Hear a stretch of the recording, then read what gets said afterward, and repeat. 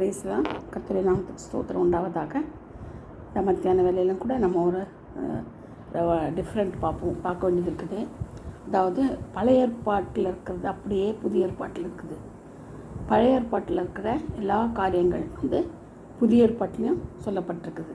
அதுக்கு சில ஆதாரங்களை நான் இப்போ கொடுக்க போகிறேன். எல்லாருக்கும் தெரியும், இருந்தாலும் சிலர் தான் சொல்கிறாங்கன்னா பழைய ஏற்பாடு கிடையாது, புதிய ஏற்பாடு மட்டும்தான் இப்போ தெரியும். ஆனால் அந்த புதிய ஏற்பாட்டில் பழைய ஏற்பாடை பற்றி சொல்லப்பட்டிருக்குது. பழைய ஏற்பாட்டில் வர்ற எலியா, அப்புறம் நோவா, அதுக்கப்புறமா ஆபிரகாம் விசுவாசம் தகப்பன், அந்த மாதிரி எல்லாமே சொல்லப்பட்டிருக்குது. பழைய ஏற்பாட்டில் இருக்கிறதெல்லாம் புதிய ஏற்பாட்டில் சொல்கிறது. அப்போ புதிய ஏற்பாட்டில் என்ன வருது? பழைய ஏற்பாட்டினுடைய சங்கதிகள்லாம் வருது. அப்போ என்ன அர்த்தம்? பழைய ஏற்பாடு இல்லாமல் புதிய ஏற்பாடும் கிடையாது, புதிய ஏற்பாடு இல்லாமல் பழைய ஏற்பாடும் கிடையாது. அது நிழல், இது நிஜம். நிழல் பழைய ஏற்பாடு தான் நிழல், புதிய ஏற்பாடு நிஜம். நிஜத்தில் இயேசு கிறிஸ்து பிறகு தான் நிஜம். இந்த நிஜம் நிழலோடு சேர்ந்து தான் இருக்குது. அதனால் நம்ம சில வசனங்களை பார்ப்போம். நீங்கள் வேகமாக குறிச்சிக்கோங்க, அப்புறமா படிச்சுக்கோங்க. நான் சிலது முடிஞ்ச அளவுக்கு நான் உங்களுக்கு சுட்டி காமிக்கிறேன், சரிங்களா? யோவான் 14:15 சொல்லப்பட்டிருக்குது, நீங்கள் இடத்துல அன்பாக இருந்தால் என் கற்பனைகளை கைக்கொள்ளுங்கள். இடத்துல அன்பாக இருந்தால் கற்பனைகளை கைக்கொள்ளுங்கள். நான் பிதாவை வேண்டிக் கொள்கிறேன், அப்பொழுது என்றைக்கும் உங்களுடனே இருக்கும்படி சத்தியாவியாகிய வேறொரு தேற்றவாளன் அவர் உங்களுக்கு தந்தருவான்னு சொல்லப்பட்டிருக்குது. அதே தான் அதுலேயே அப்போஸ்தலர் 13:41 அப்போஸ்தலர் 13:41 ஆண்டவர் 13:41 எடுக்கிறவங்க எடுத்துக்கோங்க. ஸ்தோத்திரம். 13:41 என்ன சொல்லப்பட்டிருக்குதுன்னா, அசட்டைக்காரரே பாருங்கள், பிரமித்து அழிந்து போங்கள். உங்கள் நாட்களில் ஒரு கிரியையை நான் நடப்பிப்பேன். ஒருவன் அதை உங்களுக்கு விவரித்து சொன்னாலும் நீங்கள் விசுவாசிக்க மாட்டீர்கள் என்று சொல்லியிருக்கிறபடி உங்களுக்கு நேராதபடி எச்சரிக்கையாக இருந்தான்னு சொன்னார். அது புதிய ஏற்பாட்டில் இந்த அப்போஸ்தலரில் சொல்லப்பட்டிருக்குது. அசட்டைக்காரரே சொல்லப்பட்டிருக்குது நம்மளை. அதாவது அதை கவனிக்காதவங்க, அந்த உங்கள் நாட்களில் இருக்கிற கிரியையை நான் நடப்பிப்பேன் சொல்கிறார். விவரித்து சொல்லணும். நீங்கள் விசுவாசிக்க மாட்டேன் சொன்னாலும் நீங்கள் விசுவாசிக்க மாட்டீங்க. உங்களுக்கு நேரிடாதபடி எச்சரிக்கையாக இருங்கள். அது அவர்கள் யூதருடைய ஜபாலயங்களிலிருந்து புறப்பட்டு அடுத்த ஓய்வு நாளிலே இந்த வசனங்களை தங்களுக்கு சொல்ல வேண்டும் என புறஜாதியாக வேண்டிக் கொண்டார்கள் போட்டிருக்குது. அது மட்டும் இல்லாமல் அடுத்தது நம்ம பார்த்தோம்னா ஆதியாகமம் 1:1 26, 27 வசனம் பாருங்கள். 26, 27 பின்பு தேவன் தம்முடைய சாயலாகவும் தம்முடைய ரூபத்தின்படியும் மனுஷனை உண்டாக்குவோமாக. அவர்கள் சமுத்திரத்தின் மச்சங்களையும் ஆகாயத்து பறவைகளையும் மிருக ஜீவன்களையும் பூமி அனைத்தையும் பூமியின் மேல் ஊறும் சகல பிராணிகளையும் ஆழக்கடவர்கள் சொல்லியிருக்கிறது. அதில் 27 பார்த்தீங்கன்னா, தேவன் தம்முடைய சாயலாக மனுஷனை சிருஷ்டித்தார், அவனை தேவ சாயலாகவே சிருஷ்டித்தார், ஆணும் பெண்ணுமாக அவர்களை சிருஷ்டித்தார்னு சொல்லப்பட்டிருக்குது. அப்போ பார்த்தீங்கன்னா ஆதியாகமத்தில் இப்படி சொல்லப்பட்டிருக்குது. அதுலேயே அடுத்தது 1 யோவான் பார்த்தீங்க, 1 யோவான் 5:7 நான் சொல்லுது,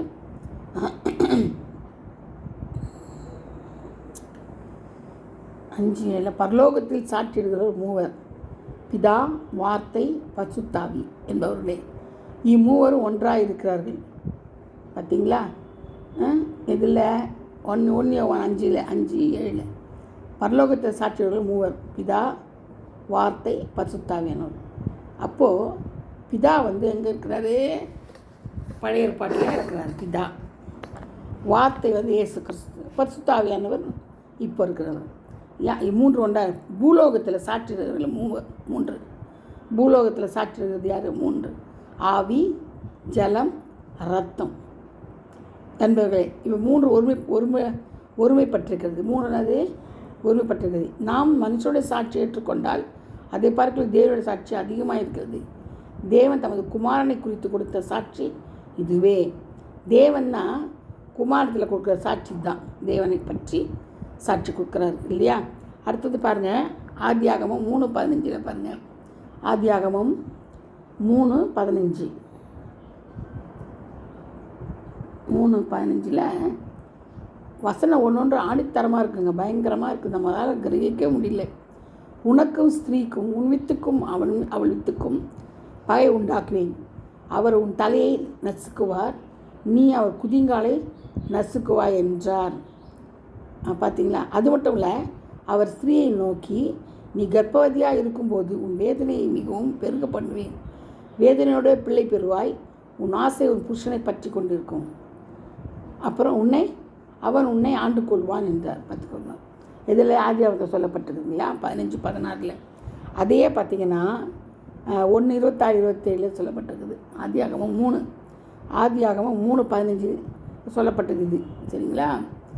அதே மாதிரி இப்போ அடுத்தது வந்து யாத்திராகமத்தில் 16. யாத்திராகமம் பாருங்கள், யாத்திராகமத்தில் 16:22 நான் சொல்லப்பட்டது.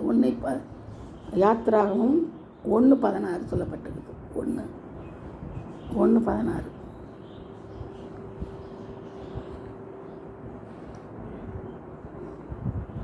16 என்ன சொல்லப்பட்டிருக்குதுன்னா, நீங்கள் எபிரேய ஸ்திரீகளுக்கு மருத்துவம் செய்யும்போது அவர்கள் மனையின் மேல் உட்கார்ந்திருக்கையில் பார்த்து, ஆண் பிள்ளைகளானால் கொண்டு போடுங்கள், பெண் பிள்ளைகளானால் உயிரோடு இருக்கட்டும் என்றான். மருத்துவச்சிகளோ தேவனுக்கு பயந்ததினால் எகிப்தின் ராஜா தங்களுக்கு இட்ட கட்டளைப்படி செய்யாமல் ஆண் பிள்ளைகளையும் உயிரோட காப்பாற்றினார்கள். பார்த்தீங்களா? ஆண் பிள்ளைகள் என்ன செய்கிறாங்க? உயிரோட காப்பாற்றுறாங்க. அப்போ பாருங்கள், ஆதியாகமத்துலேயும் அப்படி இருக்கா, யாத்திராகமத்திலும் அப்படி இருக்குது. அட்டா யோவான்லேயே நம்ம பார்த்தோம், அப்போஸ்தலர்லேயே நம்ம பார்த்தோம். அடுத்தது பார்க்க போகிறது வந்து மத்தேயு 2:16 பார்க்கலாம். மத்தேயு 2:16 என்ன சொல்லப்பட்டிருக்குது? மத்தேயு 2:16 ரெண்டுத்துலேயும் இருக்க பாருங்கள். மாற்றி பழைய ஏற்பாடும் புதிய ஏற்பாட்டிலே மாற்றி இருக்குது. இப்போ 2:16 என்ன சொல்லப்பட்டிருக்குதுன்னா, அங்கே வந்து அந்த ஸ்திரீகள் என்ன செய்கிறாங்க? உட்காந்துன்னு அப்போ வரத்துக்குள்ளே இப்போ பிரசவம் ஆகிடுது அவங்களுக்கு. இங்கே வந்து பாருங்கள், அப்பொழுது ஏரோது தான் சாஸ்திரிகளால் வஞ்சிக்கப்பட்டதை கண்டு மிகுந்த கோபமடைந்து ஆட்களை அனுப்பி தாம் சாஸ்திரத்தில் திட்டமாக விசாரித்த காலத்தின்படியே பெத்லகேமிலும் அதன் சகல எல்லைகளிலும் இருந்த 2 வயதுக்குட்பட்ட எல்லா ஆண் பிள்ளைகளையும் கொலை செய்தான். பார்த்தீங்களா எப்படின்னு? மத்தேயு 2:16 என்ன செய்கிறாங்க? எல்லா ஆண் பிள்ளைகளையும் கொலை செய்கிறான். அங்கே என்ன செய்கிறான்? அவன் தான் சொல்கிற மருத்துவ வச்சு உட்காரத்துக்குள்ள கொலை செய்துங்கன்றான் அவன் அங்கே பழைய ஏற்பாட்டில். இங்கேன்னு அதே மாதிரி 2 வயதுக்கு ஆண் பிள்ளைகள்லாம் கொலை செய்கின்றான் இவன், இந்த ஏரோது. அப்போ பாருங்கள், அங்கே என்ன செய்த? புலம்பலும் அழுகையும் மிகுந்த துக்கம் கொண்டாடலுமாகிய கூக்குரல் ராமாவிலே கேட்கப்பட்டது. பார்த்தீங்களா? அது மட்டும் இல்லாமல் ராகேல் தன் பிள்ளைகளுக்காக அழுது அவைகள் இல்லாதபடியால் ஆறுதல் அடையாதிருக்கிறாள் என்று எரேமியா தீர்க்கதரிசியினால் உரைக்கப்பட்டது அப்பொழுது நிறைவேறிற்று. மத்தேயுவில் பாருங்கள் சொல்லப்பட்டிருக்குது ராகேலை பற்றியும் எரேமியா தீர்க்கதரிசி பற்றியும் 17-18 16, 17, 18. இதே மத்தேயு 2:16, 17, 18 2 வயதுக்குட்பட்ட ஆண் பிள்ளைகளை வெட்ட சொல்லிட்டான். அங்கே வந்து ராமாவில் அழுகையும் புலம்பலமாக இருக்குது. ராகேல் தன் பிள்ளைகளுக்காக அழுது இருக்குது. எரேமியா தீர்க்கதரிசி உரைக்கப்பட்டது அப்பொழுது நிறைவேறிற்று. எரேமியா தீர்க்கதரிசி எங்கே வந்தாருங்க? அப்போ இது சொல்லலைன்னா இங்கே எரேமியா தீர்க்கதரிசி உரைக்கப்பட்டது அப்பொழுது நிறைவேறிற்று. எப்போது நிறைவேறிற்று? இப்போது அங்கேயே சொல்லியிருக்கிறார். எரேமியா அங்கே சொல்லியிருக்கிறார் பழைய ஏற்பாட்டில், அது இங்கே நிறைவேறிருக்குது புதிய ஏற்பாட்டில். பார்த்தீங்களா? 2 ஒத்து போகுது. பார்த்தீங்களா? அதுதான் ஆண்டோடைய இது. அது பழைய நிழல், இது நிஜம். நம்ம வந்து ஒருத்தர் சொல்லுவாங்க, ஆணித்தரவை சொல்லுவாங்க, அதெல்லாம் கிடையாதுங்க, அப்படியெல்லாம் இல்லவே இல்லை, அப்படி ஒரு இதே கிடையாதுங்கன்னு சொல்லுவாங்க. அதெல்லாம் போய் நம்பாதீங்க. பழைய ஏற்பாடும் உண்டு, புதிய ஏற்பாடும் உண்டு, இதுவும் உண்டு, அதுவும் உண்டு. ஆண்டவர் கூட ஒருத்தர் சொல்கிறார் பாருங்கள், அதையும் செலுத்தணும். அங்கே அதில் தசமபாகம் செலுத்தணும். இதில் அந்த இதில் என்ன சொல்கிறது, இப்போ அந்த காய்கறி, எள், அது கடுகு எல்லா நேரத்தில் இருக்குது இல்லையா, அது ஒரு இடத்துல இருக்குது, அதெல்லாம் செலுத்தணும். இதையும் கைவிடக்கூடாது, இதையும் விடக்கூடாது, இதையும் தசமபாகத்தை இதையும் நான் செய்யணும், கர்த்தருக்கு செலுத்தணும்னு சொல்லப்பட்டது ஒரு இடத்துல ஆண்டவர் சொல்கிறாரு. அதே மாதிரி தான் இது. அடுத்தது வந்து யாத்திராகம் பார்த்துட்டோமா? மத்தேயு 2:16 பார்த்துட்டோம். 2:16 பார்த்துமா? ஆமாம், 2:16, 17, 18, 19 பார்த்தோமா? இப்போ அதுதான் இப்போது பழைய ஏற்பாட்டில் ராகியல் இருக்கிறாங்க. இப்போ வந்து எரேமியா தீர்க்கதரிசி சொன்னது இங்கே நிறைவேறிடுச்சு. அதுக்கடுத்தது பாருங்கள், ஆதியாகமம் 41:46. ஆதியாகமம் 41:46.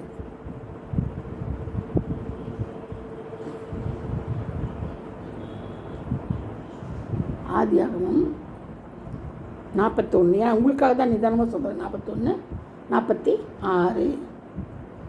ஏன்னா நீங்கள் வந்து அதை எடுத்து தெளிவாக பார்த்துக்கிறதுக்காக தான் நான் சொல்கிறேன். அப்போ தான் உங்களுக்கு புரியும் இல்லையா? அதில் தான் மெனக்கெட்டு உங்களுக்கு வசனத்தை எல்லாம் காட்டி கொடுக்குறேன். பழைய ஏற்பாடுனா என்ன, புதிய ஏற்பாடுனா என்னன்னு சொல்லி காட்டி கொடுக்குறேன். இப்போ 46 பார்த்தீங்கன்னா, யோசேப்பு எகிப்தின் ராஜாவாகிய பார்வோனுக்கு முன்பாக நிற்கும்போது 30 வயதாக இருந்தான். யோசேப்பு பார்வோனுடைய சன்னிதிலிருந்து புறப்பட்டு எகிப்து தேசம் எங்கும் போய் சுற்றி பார்த்தான். பார்த்தீங்களா? யார்? யோசேப்பு எகிப்தின் ராஜாவுக்கு முன்னாடி நிற்கும் போது 30 வயதாக இருந்தான். அதே மாதிரி தான் அடுத்தது பாருங்கள், லூக்கா 3:23 பார்த்தீங்கன்னா தெரியும். இயேசு கிறிஸ்துவும் என்ன செய்கிறாரு 30 வயதில்? லூக்கா 3:23. லூக்கா 3:23 பாருங்கள்.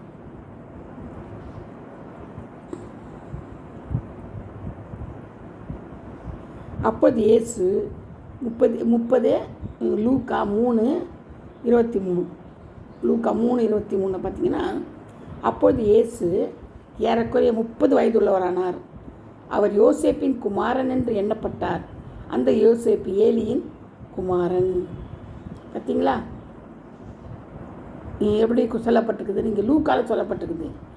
யார்? ஏலியின் குமாரன் யோசேப்புன்னு. இது ஏலி மாத்தாத்தின் குமாரன், மாத்தாத் லேவியின் குமாரன், லேவி மெல்கியின் குமாரன், மெல்கி அது மாதிரி லைனாக கடைசியில் யோசேப்பின் குமாரன், யோசேப்பு அது மாதிரி வருது. கடைசியில் ஆமோஸ் எல்லாம் வருது, அவங்க வரலாறு இது. ஆனால் இயேசு 30 வயதுள்ளவரானார். அவர் யோசேப்பின் குமாரன் என்று எண்ணப்பட்டார். அந்த யோசேப்பு ஏலியின் குமாரன்.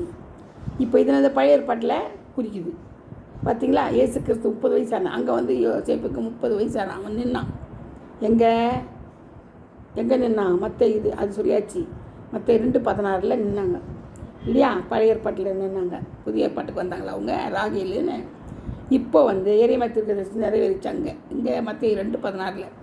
இங்கே ஆதியாகமம் 41:46 சொல்லப்பட்டதாச்சா.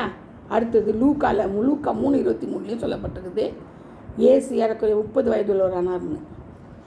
ஆதியாகமம் 41:46 சொல்லப்பட்டிருக்குது யோசேப்பு 30 வயதுன்னு. இங்கே இயேசு கிறிஸ்து 30 வயதான அவர் யோசேப்பின் குமாரன் சொல்லப்பட்டிருக்கு. பார்த்தீங்களா? பழைய ஏற்பாட்டிலையும் புதிய ஏற்பாட்டிலையும் ஏறக்குறைய அதே வசனங்கள் தான். 30 வயசு தான். அடுத்தது ஆதியாகமம் 15:27. சில வசனங்களை மட்டும் கொடுத்துட்றேன். நீங்கள் மீதியெல்லாம் நிறைய கிடக்குது வசனம், அதை நீங்களே பார்த்துக்கோங்க. இப்போ ஆதியாகமம் 15:27.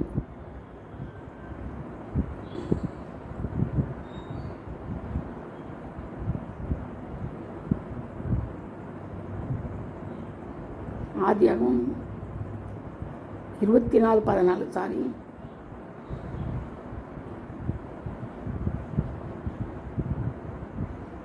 24:14. நான் குடிக்க உன் குடத்தை சாய்க்க வேண்டும் என்று நான் சொல்லும்போதே குடி என்றும் உன் ஒட்டகங்களுக்கு குடிக்கும்படி வார்ப்பேன் என்றும் சொல்லும் பெண் எவ்வளோ, அவளே நீர் உம்முடைய ஊழியக்காரனாகி ஈசாக்குக்கு நியமித்ததாக இருக்கவும் என்னை எஜமானுக்கு அனுகிரகம் செய்தீர் நான் அதனாலே அறியவும் செய்தருளும். பார்த்தீங்களா? அவன் என்ன செய்கிறார்? பொண்ணு குளத்துக்கு போகிறாரு, தன்னுடைய சொந்த இடத்துக்கு போக சொல்கிறாரு. அவள் போயிட்டு அங்கே தான் சொல்கிறார், பெண் கொண்ட சொல்கிறாரு, குடிக்க கொடுங்க, ஒட்டகங்களுக்காக கொடுங்கன்னு சொல்கிறாரு. அதே மாதிரி பாருங்கள், மத்தேயு 4:14 சொல்லப்பட்டிருக்குது. டைம் ஆயிடுச்சு. நம்ம வந்து மத்தேயு 4:14 பார்த்துருவோம்.